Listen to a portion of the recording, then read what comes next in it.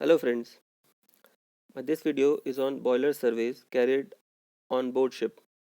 In boiler survey, there is nothing that engineer doesn't know about because every one of us must have attended one or two boiler surveys on board ship. I am making this video just to help in presenting this boiler survey answer in front of surveyors. So let's begin with the video. Boiler surveys are carried out at regular interval to maintain the class requirement, and such survey constitute the preventive maintenance schedule the boiler goes through to have a safe working condition. They covers internal examination of the water, steam and fire side, which includes functional testing of the safety valves. On small boilers or units fitted with steam generating coils, making internal examination unpracticable, the internal examination may be substituted by hydraulic pressure testing at 1.5 times the design pressure. External examination of the mounting and fittings, including safety valves, pressure, level, and temperature transmitters for control and monitoring, opening up as found necessary by the surveyor. Then reviewing of following records since last survey. The records include operational logs, maintenance logs, repair history, boiler water management, verification of safety valve settings, examination and testing of operation or function of safety valves, relieving gears. If not possible to circulate steam or hot water through the exhaust gas heated economizer at time of survey, setting of economizer safety valve may be carried out by the chief engineer at sea and results recorded in the logbook. For shell type exhaust gas heated economizer operating in full flooded condition, the survey will include visual examination of all the accessible welded joints, crack detection by non-destructive testing method as found necessary by the surveyor. Upon completion of internal examination, the boiler and the steam generator shall be functionally tested according to the requirement of new installations. The test shall include instrumentation, automatic and remote control equipment, and be witnessed by the surveyor. If not possible to raise the steam and carry out testing at time of internal examination, the following procedure applies. Before survey unit is taken into use, safety valve to be set and control monitoring and safety system tested under the steam by the chief engineer and results recorded in the logbook. At vessel's next port of call and not later than 45 days from the internal examination, safety valve setting and control monitoring and safety systems must be tested in the presence of surveyor. Suit cleaning arrangements is subjected to visual inspections and functional testing. Drainage of cleaning water shall be in working order. The survey should include the satisfactory functioning of the exhaust gas and combustion air bypass damper and assessment of the fixed fire extinguishing arrangement. Frequency of boiler surveys, how frequent they are carried out. Water tube high pressure boilers are surveyed at 2-year intervals. All other boilers, including exhaust gas boilers, are surveyed at 2-yearly interval until they are 8-year-old and then surveyed annually. When surveying, boiler to be thorough examined internally and externally. If found necessary, hydraulic pressure test, thickness gauging and non-destructive testing to the boiler metal could be conducted. Survey item includes all mountings to be opened up and surveyed, fuel oil burning system, valves and piping system, pressure gauge and water level indicator, safety valves, collision chokes, seating tools and stray bolts to be examined, safety device fitted on the boiler and alarm tested. Annual survey for the boiler. It includes hydraulic testing, that is 1.25 times the approved working pressure for not more than 10 minutes.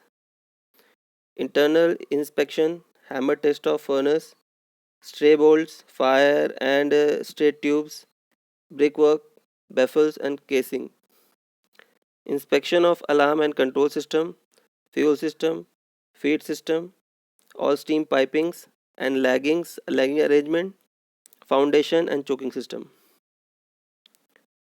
checking of pressure gauge and water level gauges, testing of safety valves to blow off at the pressure not greater than 3% above the working pressure.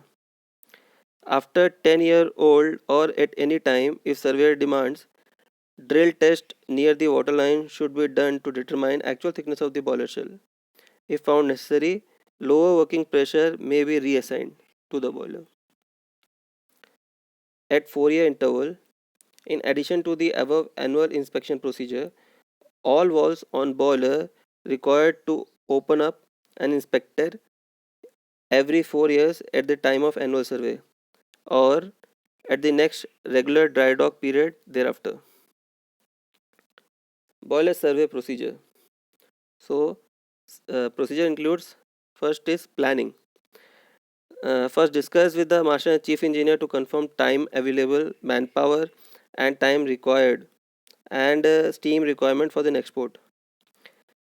Checks need to be done before shutting down boilers. Are sufficient space should be there. The joints, packing, gauge glass, etc.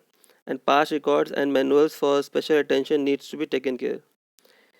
Meeting and brief with all the engineers involved is to be done. Mark all the walls, safety wall settings and clearances. Before shutting down boiler, inform chief engineer, inform duty deck officer, top up diesel oil service tank, change over main engine, auxiliary engine and boiler to diesel oil, stop all purifiers, shut all heating and tracing steam valves, should blow the boiler. Shutting down boilers. Change over to manual firing mode, stop firing, purge boiler for 5 minutes, shut main steam stop valve, switch off power, circuit breaker, remove fuse for FD fans, fuel oil fans, feed pumps, control panels. Put a notice onto the circuit breaker mentioned above.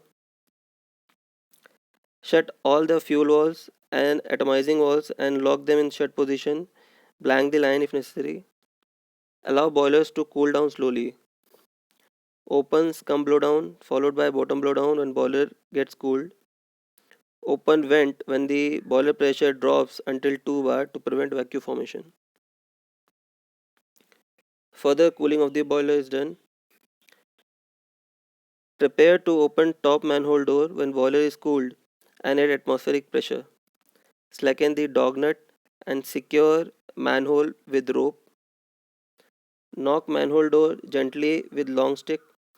Do not open fully because hot steam or water may gush out. Open full when it is safe. Allow further cooling of the boiler before opening the bottom manhole door. This is to prevent thermal shock. Confirm no large quantity of hot water lying in the bottom. Open the bottom manhole door with the same procedure as with the top manhole door. Open the furnace door slowly. Ventilate the boiler, both water and fire side, for 12 to 24 hours. Enclosed space entry permit is to be obtained. Check oxygen, flammable gas, and toxic gas contents. Make preparation for entry. Preparation for entry. Prepare safety torch and safety hand lamp. Investigate from outside. Make sure it is clear from obstruction before entering the boiler. Oxygen analyzers is carried with the person entered boiler. Personnel entering must wear all the safety gears. Clean pocket content and tools to be carried in bag and accounted. A responsible engineer to be standby outside with the clear emergency orders. Keep breathing apparatus ready. Remain communication. Ensure proper lighting at all times. Arrangements to be done before survey. Boiler must be sufficiently cleaned and dried to make a thorough examination possible. Boiler should be manually wired brushed to clean the internal surface. In case of difficulty in manual cleaning, chemical cleaning with hydrochloric acid plus an inhibitor to prevent acid attacking the metal without affecting removal of deposit is the best procedure. For oil contamination, alkali boil out using trisodium phosphate solution which produces a detergent action is essential prior to acid cleaning. Thorough water flushing must be carried out after acid cleaning to avoid acid concentration in crevice and captive spaces. All internals which may interfere with the inspection has to be removed. Wherever adequate visual examination is not possible, survey must or may have to use ultrasonic or hydraulic testing. During the survey, it is advisable to follow a planned routine in order not to miss part of the boiler or important items. So, routes for inspection. This includes first is inside steam drum, then outside steam drum, then superheater, then furnace, then inside water drum, then superheater space, then economizer, then uptake. For any boiler to be surveyed, the inspector must plan out route for his movement. Almost always, the inspection must start at furnace. The reason being the furnace reveals the quantity of combustion and its effect, and any distortion at the crown or the tube walls signifies the problem originating at the water side. In fact, a clean furnace with no sign of distortion could ensure the inspector that the boiler is in good running condition. The next is the succession that should be burner unit, the bottom headers, and boiler bottom. Mounting attachments on the upper shell will follow before entry is made through the manhole to inspect the water side of the steam space. Top mountings will be checked before entering the gas space through the inspection door for a look at the to look at the tubes. The inspector will end with a check on the dismantled mounting parts arranged in order for the purpose. If in doubt of gas side corrosion, check on the gas uptake could be done as a final step in the survey route. Detailed inspection and defects. Inside steam drum, boiler internals to be checked for erosion and corrosion. Drums and tubes are checked for active corrosion. Drums openings and doors. Spigot clearance should not exceed 1.5 mm all around. You can see from the diagram what is spigot clearance. Door dogs to be checked for oility and distortion. Door studs and nuts to be checked for stretched threads. Outside steam drum. Feed regulator, feed check wall, water gauge fittings, drum safety walls are examined. Welded connection of the drum to be checked for any possible damage. Thermal cracking of refractory material to be checked. Superheaters. Internal and external examination of the heater. Thermal cracking at the heater due to high stresses. Superheater safety wall and stop wall to be checked. Superheater drain and vent wall and the manhole openings to be checked. Tubes. Internal wastage due to waterside corrosion and pitting is the main reason for renewal. Reason for corroded tube is almost always the bad quality of feed being given rise to heavy scaling and corrosion. It is difficult to determine the condition of tube by visual examination. A metal rod inserted at the tube end and worked up and down may reveal a weak tube. Thermal cracks may develop at the tube and at the hot gas entry zone. The elements could be corroded on the outside due to the hot gas containing sodium and vanadium, referred to as high temperature corrosion. Ash containing sodium and vanadium may promote melting of oxides deposit across the tube and cause soaring of the metal at the tube externals. Then we have shell. Internal examination is made for cracks, corrosion, wastage, and deformation of the shell plating. Any oil trace must be removed by alkali boil out. Corrosion may be expected at position with poor circulation.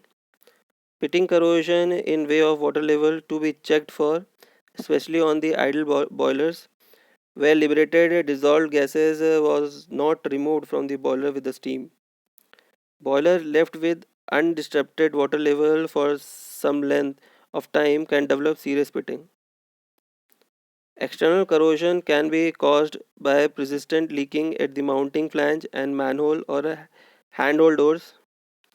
Welding may reinforce the wasted shell plating, but in case of extension wastage, removal of plating is the only remedy. Boiler header. This contains the furnace tube and the downcomer tubes. Number of handhold doors are provided for internal inspection and repair to the tubes. Inspection for deposits of sludge must be carried out during the survey. Then we have support and securing arrangement. Attachment between the boiler and foundation should have adequate provisions for expansion. Restriction of movement impose load on connections, and if part is unable to yield or bend, cracking will occur. Welded attachments such as caddles, feet, and rolling steel lugs should always be inspected carefully. Cracks due to stress concentration at the welded connections may propagate into the shell plating. Then we have major mountings are removed and dismantled and inspected.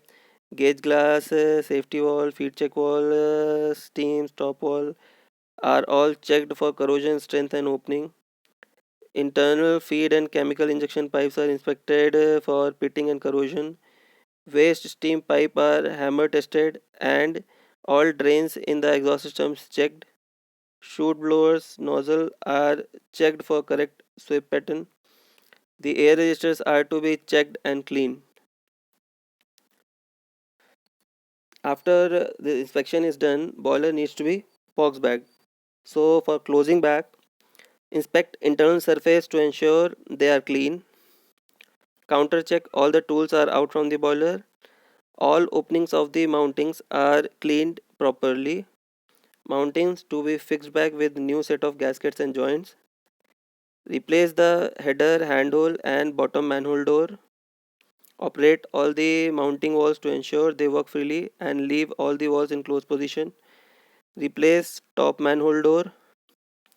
Chute blowers are correctly fitted. Air control dampers move freely for their full travel. Open gauge glass, steam and water cock and shut drain cock. Open vent, alarm and pressure gauge connection valves. Shut all drain valves. Switch on power for control panel, feed pump, FD fan and fuel oil pump. Fill boiler with hot distillate treated water. Fill until water level below the normal level.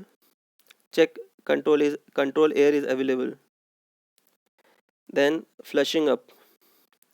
Start FD fan and purge boiler for 5 minutes. Start fuel oil pump and check all the parameters.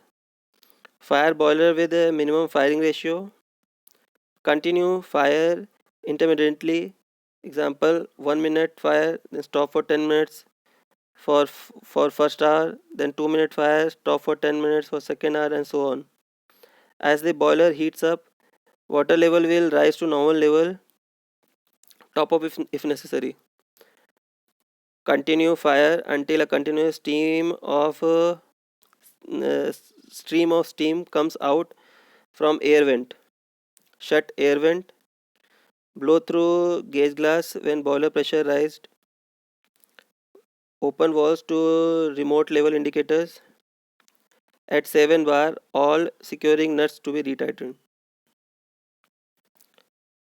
Open steam line drains to drain off condensate.